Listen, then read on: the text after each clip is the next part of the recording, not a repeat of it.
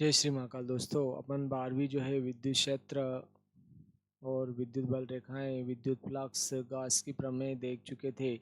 और गास की जो प्रमेय थी वो भी अपन जो है व्युत्पन्न कर चुके थे। गास की प्रमेय भी अपन देख चुके थे। उसमें भी अपन ने देखा था कि अगर जो है आवेश जो है पृष्ठ के भीतर उपस्थित है तब गास की प्रमेय की व्युत्पत्ति अपन ने कर ली थी। तो अब जो है अगर मान लिया जाए कि आवेश जो है अगर मान लिया जाए कि बाहर स्थित है पृष्ठ के, तो उस स्थिति में जो है विद्युत फ्लक्स, उससे संबंधित विद्युत फ्लक्स का मान कितना होगा। अगर कोई पृष्ठ है और उसके पृष्ठ के क्या है बाहर स्थित है, तब जो है अपने जो है मान कितना होगा इसका, अपन जो है इसकी जो है गणना करते हैं। देखते देखे, मान लिया जाए कि यहाँ पर एक समान विद्युत क्षेत्र है, ठीक है ना। एक समान विद्युत क्षेत्र है और एक समान विद्युत क्षेत्र में मान लिया जाए कि कोई चालक रखा हुआ है। एक समान विद्युत क्षेत्र है और एक समान विद्युत क्षेत्र में कोई चालक रखा हुआ है। मान लिया जाए कि कोई बेलनाकार चालक है आपके, और वो बेलनाकार चालक जो है एक समान विद्युत क्षेत्र में रखा गया है उसमें, तो उससे संबंधित विद्युत फ्लक्स का मान जो है वो कितना होगा उसकी अपन जो है गणना करते हैं। मान लिया जाए कि ये कोई बेलनाकार चालक है आपके, ठीक है, ये कोई बेलनाकार चालक है और ये एक समान विद्युत क्षेत्र में रखा गया है। देखो, आवेश इसके भीतर नहीं है, इसके भीतर कोई भी आवेश नहीं है, ठीक है ना। आवेश इसके बाहर स्थित है। जब आवेश इसके बाहर स्थित है तो इससे संबंधित विद्युत फ्लक्स की अपन गणना करते हैं कि इससे संबंधित विद्युत फ्लक्स कितना होगा, इसकी जो है अपन गणना करते हैं। अपन ने देखा भी था कि जब जो अपन गॉस की प्रमेय से अगर चेक करते हैं तो गॉस की प्रमेय क्या कहती है, वायु या निर्वात में किसी भी आकार के बंद पृष्ठ से संबद्ध संपूर्ण विद्युत फ्लक्स या क्षेत्र रेखाओं की जो संख्या होती है वो क्या होती है, उस पृष्ठ के भीतर उपस्थित आवेश का 1/ε0 गुना होती है। लेकिन जब उसके भीतर कोई आवेश नहीं होगा तो क्या हो जाएगा, उससे संबंधित विद्युत फ्लक्स शून्य हो जाएगा। तो चलो अपन इसको सिद्ध करते हैं कि शून्य होता है गॉस विद्युत फ्लक्स की परिभाषा के अनुसार, है ना। तो अपन ने मान लिया, माना है कि माना है कि आवेश आवेश पृष्ठ के बाहर स्थित है, पृष्ठ के बाहर स्थित है, बाहर स्थित है, पृष्ठ के भीतर कोई आवेश नहीं है। मतलब जब आवेश पृष्ठ के बाहर स्थित है, पृष्ठ के भीतर कोई आवेश नहीं है, तो अपन इसको जो है एक समान विद्युत क्षेत्र में मान रहे हैं अपन। माना आवेश बाहर है, आवेश बाहर है, बाहर है तथा एक समान है। क्या है, एक समान है, एक समान है। विद्युत क्षेत्र क्या है वहां पर, एक समान है। तो देखो यहां से विद्युत क्षेत्र रेखा इस प्रकार से जा रही है। तो इस बेलनाकार भाग के तीन पृष्ठ हो गए। एक तो ये वाला समतल पृष्ठ हो गया, एक ये वाला समतल पृष्ठ हो गया, और ये वाला आपके वक्र पृष्ठ हो गया सी। तीन पृष्ठों से होकर गुजरने वाला विद्युत फ्लक्स लिया जाएगा, ठीक है ना। क्या हो जाएगा, तीन पृष्ठों से होकर गुजरने वाला जो है विद्युत फ्लक्स लिया जाएगा। पृष्ठ जो है भीतर कोई भी, पृष्ठ के भीतर कोई भी आवेश नहीं है, ठीक है ना, अपन ने मान लिया। तो इसका पृष्ठ, एक तो पृष्ठ ए है, अपन ने पृष्ठ ए का क्षेत्रफल जो है, ये पृष्ठ ए का जो क्षेत्रफल है वो अपन ने मान लिया कि ds1 है। पृष्ठ ए का जो क्षेत्रफल है, पृष्ठ ए का क्षेत्रफल क्या है, ds1। बी का क्षेत्रफल, बी का क्षेत्रफल ये भी इतना ही है, इसको चलो अपन ds2 नाम दे देते हैं। तथा पृष्ठ सी का क्षेत्रफल, पृष्ठ सी का क्षेत्रफल जो है, इसको वैसे तो ये कौन सा है, वक्र पृष्ठ है, ठीक है ना, क्या है, वक्र पृष्ठ है। लेकिन इसको भी अपन जो है ds3 ले देते हैं। DS3 ले लिया अपन ने। तो इससे संबंधित फ्लक्स की अपने को क्या करनी है, गणना करनी है। तो देखो ये इस प्रकार से है और विद्युत क्षेत्र रेखा ऐसे गुजर रही है। तो देखो पृष्ठ के लंबवत गुजर रही है, तो इस पृष्ठ से संबद्ध विद्युत फ्लक्स जो रहेगा, पृष्ठ ए से संबद्ध विद्युत फ्लक्स की परिभाषा से, विद्युत फ्लक्स की परिभाषा अनुसार, विद्युत फ्लक्स की परिभाषा अनुसार पृष्ठ ए से संबद्ध विद्युत फ्लक्स,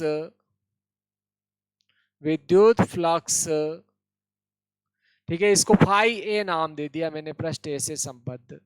क्या हो जाएगा, विद्युत क्षेत्र की तीव्रता इनटू क्या लेंगे, इसका क्षेत्रफल, और इसका क्षेत्रफल क्या है बोलो, DS1, ठीक है ना।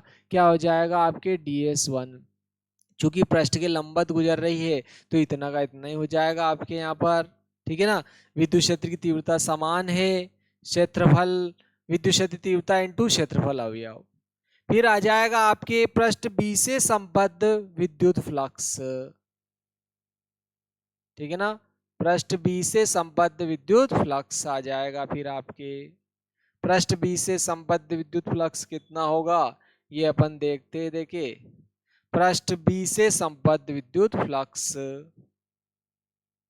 और पृष्ठ बी जो है ये भी देखो आपकी इस प्रकार से रखी गई है और विद्युत क्षेत्र की तीव्रता ऐसे है, ये बेलनाकार भाग ये वाला है, बी वाला जो भाग है ये भी इस प्रकार से है। लेकिन देखो यहाँ से अंदर प्रवेश कर रही थी तो इसको क्या लेंगे अपन, ऋणात्मक लेंगे, क्योंकि अपन ने देखा था कि जब विद्युत बल रेखाएं पृष्ठ के भीतर प्रवेश करती है तो विद्युत फ्लक्स जो लिया जाता है वो ऋणात्मक लिया जाता है, और जब बाहर निकलती है तो धनात्मक लिया जाता है, तो ये ऋणात्मक हो जाएगा। और बी पर देखो, यहाँ पर चूंकि बी पर क्या निकल रही है, बाहर निकल रही है, तो यहाँ प्लस लेंगे। विद्युत क्षेत्र की तीव्रता तो ई ही रहेगी, और इसका क्षेत्रफल अपन ने DS2 मान लिया तो DS2 लिख दिया।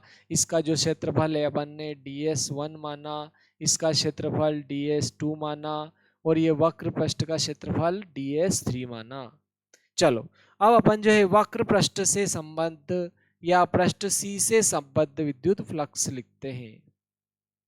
पृष्ठ सी से संबद्ध विद्युत फ्लक्स कितना होगा उसको अपन लिखते हैं। तो पृष्ठ सी से संबद्ध विद्युत फ्लक्स, सी जो पृष्ठ है वो वक्र पृष्ठ है, ठीक है, वक्र पृष्ठ है। तो इस वक्र पृष्ठ से संबद्ध विद्युत फ्लक्स विद्युत क्षेत्र की तीव्रता इनटू क्या लेंगे, क्षेत्रफल अवयव लेंगे। लेकिन यहाँ पर अगर अपन चेक करते हैं तो देखो विद्युत इस पृष्ठ इस प्रकार से है, तो इस पृष्ठ का अभिलंब तो ऐसे आएगा, विद्युत क्षेत्र का ऐसे आएगी, दोनों के बीच का कोण क्या रहेगा बोलो 90 डिग्री, और कोस 90 लिखेंगे यहाँ पर, और कोस 90 का मान क्या हो जाएगा आपके 0। तो पृष्ठ सी से संबद्ध विद्युत फ्लक्स क्या रहेगा, 0। तो देखो संपूर्ण पृष्ठ से संबद्ध विद्युत फ्लक्स निकालेंगे, तीनों को जोड़ देंगे, अतः संपूर्ण पृष्ठ से संबद्ध, अतः संपूर्ण पृष्ठ से संबद्ध विद्युत फ्लक्स, संपूर्ण पृष्ठ से संबद्ध विद्युत फ्लक्स जो रहेगा इन तीनों के योग के बराबर हो जाएगा। यानी कि एक तो फाई ए, फिर आपके क्या आ जाएगा फाई बी, और फिर आएगा फाई सी, तीनों के जोड़ के क्या हो जाएगा आपके बराबर हो जाएगा। चलो फाई ए का मान क्या है आपके -EDS1, और फाई बी का मान है आपके EDS2, और सी से संबद्ध विद्युत फ्लक्स 0 है। लेकिन देखो फाई DS, देखो विद्युत क्षेत्र ई तो समान है सब में, लेकिन ये DS1 और DS2 भी क्या है, देखो इन दोनों सिरों के क्षेत्रफल है, और DS1 और DS तो दोनों क्या है, DS2 दोनों क्या है बराबर है। तो ये दोनों क्या है बोलो, बराबर है। जब बराबर है तो बराबर में से बराबर घटेगा तो क्या हो जाएगा 0, यहाँ लिख देते, चूंकि ds1 बराबर ds2 है। दोनों के क्षेत्रफल क्या है, बराबर है, तो इससे संबंधित फ्लक्स क्या रहेगा, शून्य हो जाएगा। तो गॉस का नियम भी यही कह रहा था कि यदि आवेश जो है पृष्ठ के बाहर स्थित है तो उससे संबद्ध विद्युत फ्लक्स क्या हो जाएगा, शून्य। ये अपन ने क्या कर लिया, सिद्ध कर दिया। चलो अब अपन जो है गॉस के नियम के अनुप्रयोग देखते हैं। ठीक है, गॉस के नियम के अनुप्रयोग क्या क्या है। तो देखो गॉस के नियम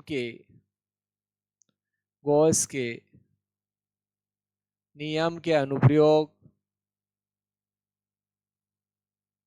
कौन कौन से अनुप्रयोग है या उसके उपयोग है, इनको चेक करते हैं। पहला, किसी बिंदु आवेश के कारण विद्युत क्षेत्र की तीव्रता की गणना करना। ठीक है, कोई बिंदु आवेश है तो उसके कारण विद्युत क्षेत्र की तीव्रता कितनी होती है उसकी गणना करना। तो किसी बिंदु आवेश के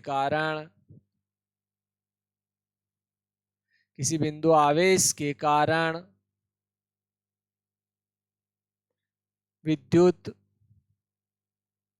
क्षेत्र की तीव्रता की गणना करना।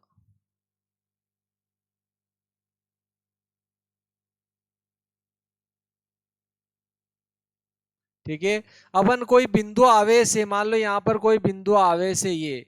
ठीक है, बिंदु आवेश है यहाँ ओ पर जो है कोई बिंदु आवेश क्यू रखा गया है। तो इसके कारण अगर आसपास कहीं भी कोई बिंदु है तो उस बिंदु पर विद्युत क्षेत्र की तीव्रता, मान लो यहाँ बिंदु है, कोई बिंदु P है, तो इस बिंदु P पर विद्युत क्षेत्र की तीव्रता कितनी होगी, इसकी अपन गणना कर सकते हैं। किसके द्वारा, गॉस के नियम के द्वारा। तो किसी बिंदु आवेश के कारण किसी बिंदु पर विद्युत क्षेत्र की तीव्रता कितनी होती है उसकी अपन जो है गणना करते हैं। ठीक है, तो अपन मान लेते हैं, माना कि ओ पर कोई बिंदु आवेश क्यों रखा गया है। माना कि ओ पर कोई बिंदु आवेश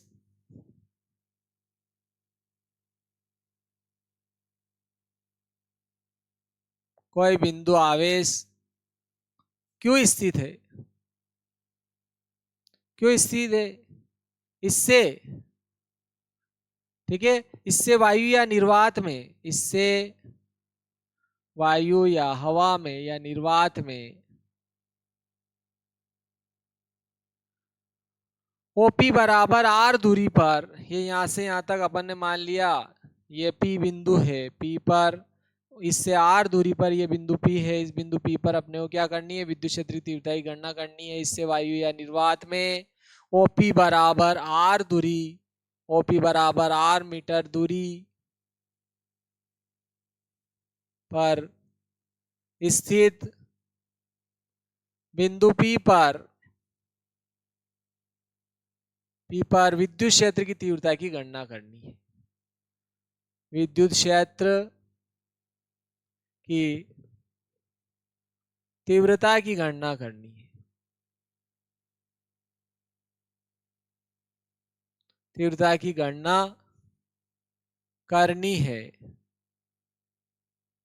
इसके लिए क्या किया अपन ने, ओ को तो केंद्र मान लिया और ओपी बराबर आर को त्रिज्या लेकर एक गोली गाउसियन पृष्ठ का निर्माण किया, जिसके पृष्ठ पर ये बिंदु क्या होगा, बोलो, पी स्थित होगा। ऐसा गोली गाउसियन पृष्ठ का अपन ने क्या कर लिया, निर्माण कर लिया अपन ने। ये देखो, ये गोली गाउसियन पृष्ठ का निर्माण कर लिया, जिसके पृष्ठ पर क्या स्थित है, बोलो, बिंदु पी। ठीक है, क्यों, देखो ये आवेश अगर भीतर है तो वैसे आवेश जो है भीतर कहीं भी स्थित है तो उसकी स्थिति पर निर्भर नहीं करता है वैसे तो। ठीक है, चलो अपन देखते हैं। तो अपन ने इसके लिए क्या किया, इसके लिए ओ को केंद्र व आर, ओपी बराबर आर को त्रिज्या लेकर, आर को त्रिज्या लेकर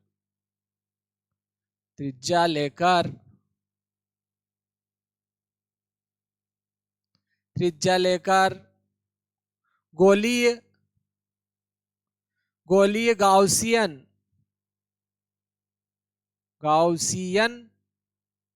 पृष्ठ का निर्माण किया,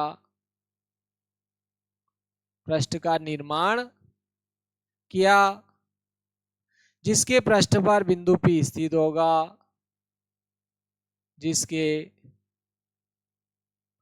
पृष्ठ पर बिंदु P स्थित होगा। और देखो आवेश इस गोले के केंद्र पर है, आवेश इस गाउसियन पृष्ठ या गोली पृष्ठ के केंद्र पर है।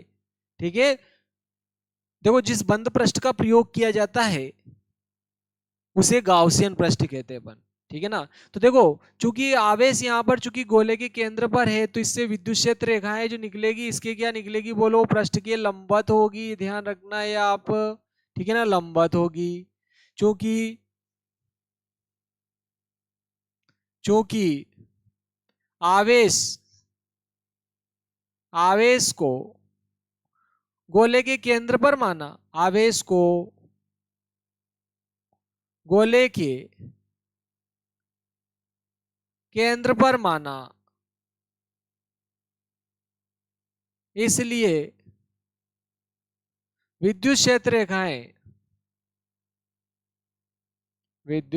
रेखाएं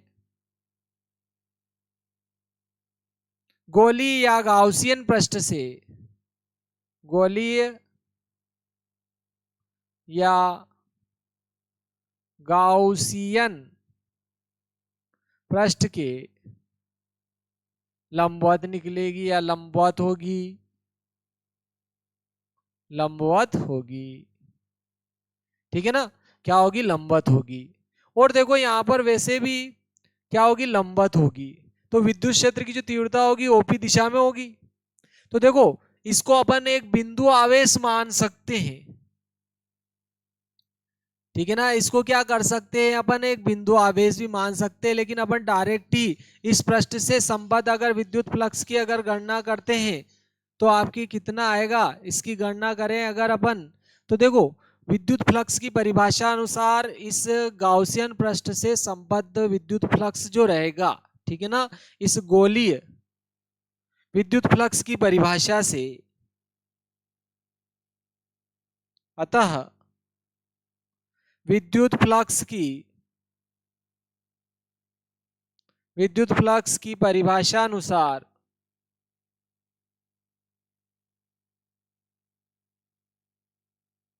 गोली पृष्ठ से संबद्ध या गाउसियन पृष्ठ से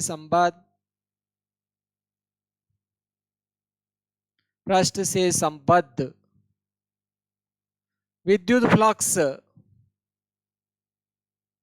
विद्युत फ्लक्स जो फाई रहेगा, विद्युत फ्लक्स फाई का जो मान होगा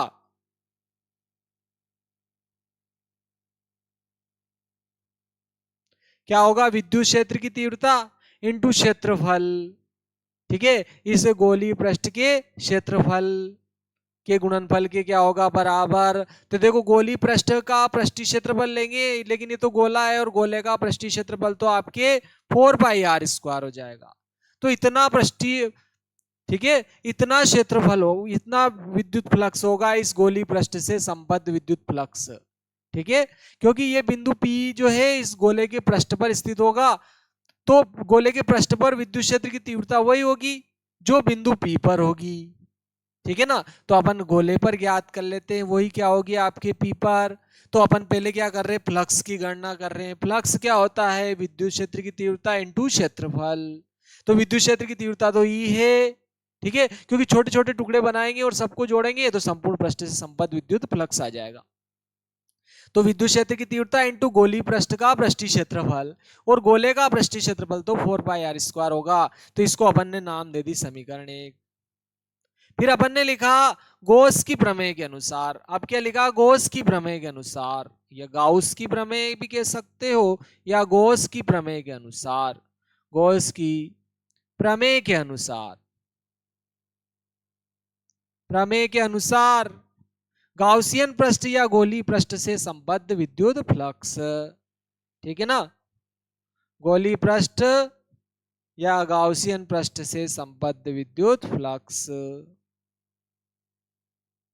अनुसार गोली पृष्ठ से संबद्ध विद्युत फ्लक्स कितना हो जाएगा बोलो, फाई जो रहेगा पृष्ठ के भीतर जो भी आवेश है उसका 1/ε0 गुना, तो देखो पृष्ठ के भीतर आवेश तो क्या है बोलो क्यू, इसका क्या होगा बोलो 1/ε0 गुना हो जाएगा। लेकिन लेकिन देखो अपन दोनों ही इस पृष्ठ से संबद्ध विद्युत फ्लक्स से, ये विद्युत फ्लक्स की परिभाषा से आया और ये गॉस की नियम से आया, दोनों इसी पृष्ठ से संबद्ध विद्युत फ्लक्स है, तो ये दोनों फ्लक्स आपस में बराबर होंगे, तो ये दोनों भी क्या हो जाएंगे बराबर। तो देखो समीकरण 1 व 2 से, समीकरण 1 व 2 से अगर देखें तो ये दोनों आपके क्या है फाई फाई बराबर है, तो ये दोनों भी क्या हो जाएंगे बराबर हो जाएंगे, ठीक है ना, ये दोनों भी क्या हो जाए बराबर, यानी कि E × 4 πr² का जो मान होगा वो आपके किसके बराबर हो जाएगा 1/ε0 × Q के। तो मेरे को विद्युत क्षेत्र की तीव्रता की गणना करनी थी, तो ये इधर जाएगा इसके बटे में आ जाएगा, तो E बराबर क्या आ जाएगा 1/, देखो 4 पाई का गुणा एप्सिलॉन में करूंगा तो 4/ε0 हो जाएगा, ऊपर ये Q है और देखो ये R वर्ग इधर आएगा तो इसके बटे में आ जाएगा, ठीक है। और यही विद्युत क्षेत्र की तीव्रता होती है, किसी बिंदु आवेश के कारण किसी बिंदु पर विद्युत क्षेत्र की तीव्रता इतनी होती है 1/4πε0 Q/r²। तो इस प्रकार से अपन गॉस के नियम के द्वारा जो है किसी बिंदु आवेश के कारण पास स्थित किसी बिंदु पर विद्युत क्षेत्र तीव्रता की गणना भी कर सकते हैं, ये कर ली अपन ने, ठीक है। एक आपके तो ये हो गया, अगला देखो अपन अगला देखते हैं, ठीक है ना। अगला जो है गॉस के नियम का अनुप्रयोग नंबर जो है आपके 2 है कि क्या कूलाम के व्युत्क्रम वर्ग नियम की व्युत्पत्ति, कूलाम के व्युत्क्रम वर्ग नियम की व्युत्पत्ति, ठीक है। कूलाम का व्युत्क्रम वर्ग नियम निकालना, इसके द्वारा जो है अपन कूलाम का व्युत्क्रम वर्ग नियम भी निकाल सकते हैं, ठीक है। देखो अगर कोई बिंदु आवेश है, किन्हीं दो बिंदु आवेशों के बाद मध्य में जो कूलाम का नियम के अनुसार जो बल लगता है दोनों आवेशों के गुणनफल के अनुक्रमानुपाती और बीच की दूरी के वर्ग के क्या होता है व्युत्क्रमानुपाती होता है। तो कूलाम का नियम, अपने कूलाम के नियम को अपने को क्या करना है विस्थापित करना है इसके द्वारा। तो अपन ने मान लिया जाए कि या कूलाम के नियम के अनुसार किन्हीं भी दो आवेशों के बीच में बल कितना लगता है उसकी गणना करना है, कूलाम के नियम की व्युत्पत्ति करनी है, यानी कि क्या करनी गणना करनी है। तो मान लिया जाए कि यहाँ O पर अपने पास में Q आवेश रखा गया है और इससे R दूरी पर कोई बिंदु P है और इस बिंदु पर मान लिया इस पर तो Q1 है और इस पर क्या है Q2 है, या यहाँ पर आपके Q है, ठीक है, और यहाँ पर क्या है Q0 है। तो इन दोनों के बीच में बल जो है कूलाम के नियम के अनुसार कितना लगता है, कूलाम के व्युत्क्रम वर्ग नियम की व्युत्पत्ति अगर अपन देख रहे हैं तो बल जो होता है अपन जानते हैं 1/4πε0 दोनों आवेशों के परिमाण के गुणनफल के अनुक्रमानुपाती और बीच की दूरी के वर्ग के क्या होता है व्युत्क्रमानुपाती होता है। तो इसकी व्युत्पत्ति करनी अपने को, इसको लाना है, ठीक है ना। तो इसके लिए अपन ने कूलाम के व्युत्क्रम वर्ग के नियम की व्युत्पत्ति कर रहे हैं गॉस के नियम के द्वारा। तो अपन ने मान लिया, माना है कि O पर जो है, ठीक है, O पर जो है कोई बिंदु आवेश Q स्थित है, इससे R दूरी पर किसी बिंदु P पर एक अन्य आवेश Q0 रखा है, तो इस पर कूलाम बल की गणना करनी है, ठीक है, कूलाम बल की गणना करनी है, यानी कि कूलाम के नियम की व्युत्पत्ति करनी है। तो अपन ने मान लिया, माना है कि O पर कोई बिंदु आवेश,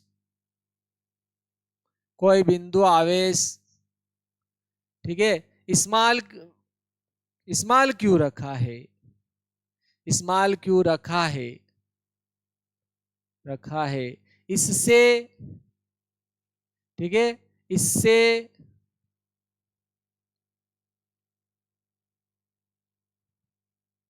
इस आवेश से वायु या निर्वात में, वायु या निर्वात में ओपी बराबर, ओपी बराबर R दूरी पर स्थित बिंदु P पर अन्य आवेश, आवेश Q0 रखा है, Q0 रखा है,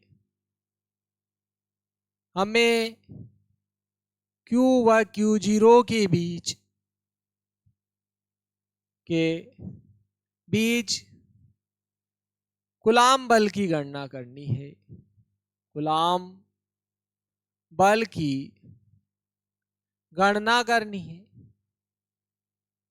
ठीक है। कूलाम आकर्षण बल की गणना करनी है कि इस बिंदु पर जो है P बिंदु पर जो है कितना कूलाम आकर्षण बल लगेगा। बिंदु P पर जो आवेश परीक्षण धन आवेश Q0 रखा हुआ मान लिया अपन ने यहाँ पर, ठीक है ना। दोनों ही क्या है, प्लस है, तो दोनों में प्रतिकर्षण होगा। तो इसके लिए अपन ने क्या किया, वो क्योंकि गोली गाउसियन पृष्ठ लेना जरूरी है, गाउस की नियम लगाओगे तो गोली गाउसियन पृष्ठ लेना जरूरी है। तो इसके लिए अपन ने क्या किया, O को तो केंद्र मान लिया, ठीक है ना। ओ को तो क्या मान लिया अपन ने, केंद्र मान लिया, और OP बराबर R को त्रिज्या मानकर एक गोली गाउसियन पृष्ठ का निर्माण किया, जिसके पृष्ठ पर कौन स्थित है, बोलो P स्थित है, ठीक है, बिंदु P स्थित है। इसके लिए OP को त्रिज्या लेकर, OP को त्रिज्या व O को केंद्र लेकर गोलीय गाउसियन पृष्ठ का निर्माण किया,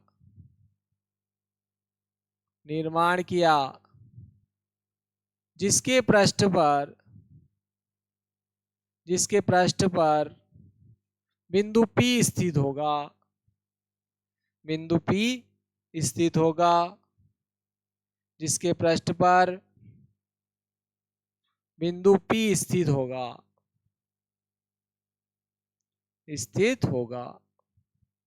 ठीक है ना। बिंदु P क्या होगा, इस गोले के पृष्ठ पर ही स्थित होगा। तो इस गोले के पृष्ठ पर पहले अपन विद्युत क्षेत्र की तीव्रता की गणना कर लेते हैं, ठीक है। गोले पृष्ठ के प्रत्येक बिंदु पर विद्युत क्षेत्र की जो तीव्रता होगी, चूंकि आवेश केंद्र पर रखा गया है, तो क्या होगी, लंबवत और गोले के बाहर की ओर होगी, ठीक है, लंबवत और गोले के बाहर की ओर होगी, बिंदु P पर स्थित होगा। और आवेश केंद्र पर है, इसलिए विद्युत क्षेत्र रेखाएं या विद्युत बल रेखाएं,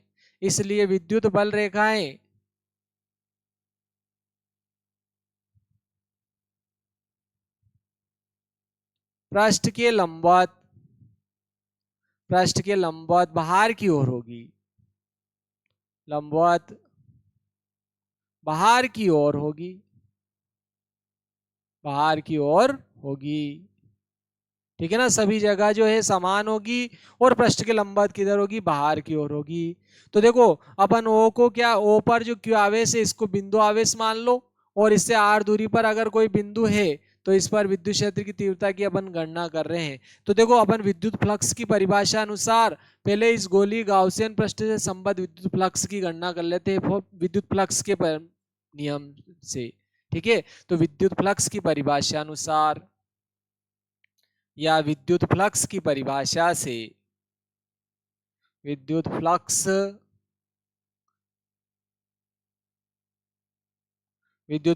की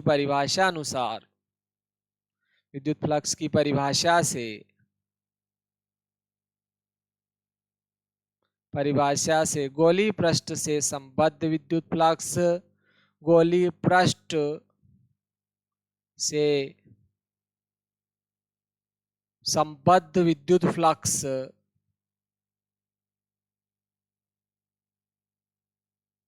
फाई जो होगा वो क्या होगा, विद्युत क्षेत्र की तीव्रता इनटू क्या हो जाएगा, इसका पृष्ठीय क्षेत्रफल, जो कि गोला है तो क्या हो जाएगा आपके 4 पाई R स्क्वायर, ठीक है। क्या हो जाएगा, 4 पाई R स्क्वायर हो जाएगा विद्युत क्षेत्र की तीव्रता, ठीक है। इस गाउसियन पृष्ठ से संबद्ध क्या हो जाएगी, विद्युत क्षेत्र की तीव्रता इनटू इसका पृष्ठीय क्षेत्रफल, ठीक है। अब गॉस की प्रमेय से, ठीक है ना, अपन क्या लिख देते हैं,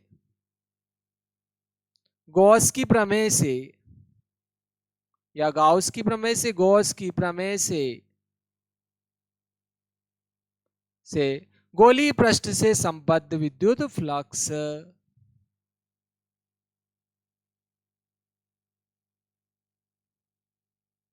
गोलीय पृष्ठ से संबद्ध विद्युत फ्लक्स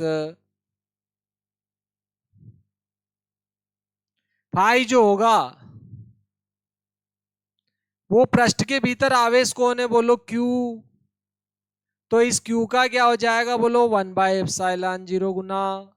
तो देखो ये दोनों फ्लक्स जो है इसी पृष्ठ से संबद्ध विद्युत फ्लक्स है, दोनों फाई बराबर है, तो ये दोनों भी क्या हो जाएगा, बराबर। दोनों समीकरणों से, दोनों समीकरणों से, दोनों समीकरणों से ये फ्लक्स बराबर है, तो ये दोनों भी क्या हो जाएंगे, बराबर। यानी कि E गुणा 4/r² का जो मान होगा वो 1/ε0 इंटू क्यू के बराबर होगा। तो इससे विद्युत क्षेत्र की अगर तीव्रता निकालेंगे, देखो 4 का ε0 में गुणा करेंगे तो 4/ε0 हो जाएगा इंटू क्यू, इसके बटे में क्या लाया मैं, ये r², न्यूटन बटे कूलम। इतनी विद्युत क्षेत्र की तीव्रता हो गई। ठीक है, इस गोलीय पृष्ठ से संबद्ध, इस गोले के पृष्ठ पर या बिंदु P पर जो आपकी विद्युत क्षेत्र की तीव्रता जो लंबवत होगी उसका मान ही आ गया। जब विद्युत क्षेत्र की तीव्रता आ गई तो इस बिंदु पर जब विद्युत क्षेत्र की तीव्रता आ गई, देखो पृष्ठ के प्रत्येक बिंदु पर लंबवत होगी और इतनी होगी जितनी P पर है। ठीक है, तो अब अपन क्या कर ले, देखो इससे विद्युत बल निकाल लेते। जब अपने विद्युत क्षेत्र की तीव्रता आ गई तो बिंदु O पर स्थित आवेश Q के कारण परीक्षण आवेश Q0 पर लगने वाला बल, ठीक है, बल निकाल लेते हैं अब। ठीक है, Q के कारण, ठीक है, प्लस Q0 पर लगने वाला बल। लेकिन देखो विद्युत क्षेत्र की तीव्रता से अगर अपन बल की अगर गणना करते हैं विद्युत क्षेत्र की परिभाषा अनुसार, तो क्या होता है, Q इंटू ई, विद्युत क्षेत्र की तीव्रता इंटू क्या हो जाएगा, Q0E। ठीक है, विद्युत क्षेत्र की जिस पर आप बल निकालना चाहते हैं, Q0 पर निकालना चाहते हो, तो यहाँ क्या आ जाए, Q0 इंटू विद्युत क्षेत्र की तीव्रता। ठीक है, विद्युत क्षेत्र की तीव्रता इंटू क्या हो जाएगा, जिस पर बल निकालना चाहते हैं वो आवेश, इंटू क्या हो जाएगा, विद्युत क्षेत्र की तीव्रता। चलो एफ तो ऐसे लिख दिया अपन ने, ये Q0 अपन ने ऐसे लिखा, और देखो ई का मान, ई का मान अपन निकाल चुके, ये आपके जो है ये तो अपन ने जो है, ठीक है, इतना होता है ये निकालने के लिए लिखा था। देखो ई का मान क्या आया था, ई बराबर 1/4πε0 इंटू क्यू बटे r² न्यूटन बटे कूलम। तो ये ई का मान रख दिया अपन ने, क्या आया आपके 1/4πε0 इंटू क्या आ गया आपके क्यू बटे r²। तो देखो यहाँ इस Q0 का इस Q0 में गुणा होगा तो 1/4πε0 तो ऐसे लिखेंगे, और क्या आ जाए, Q भी आ जाएगा, Q0 भी आ जाएगा और r²।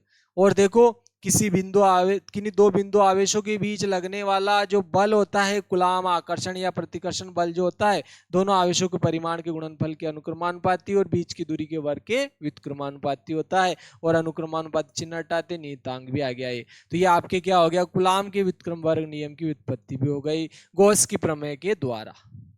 ठीक है, गॉस के प्रमेय के द्वारा। अब गॉस की अन्य अनुप्रयोग जो है अपन देखेंगे अगले वीडियो में।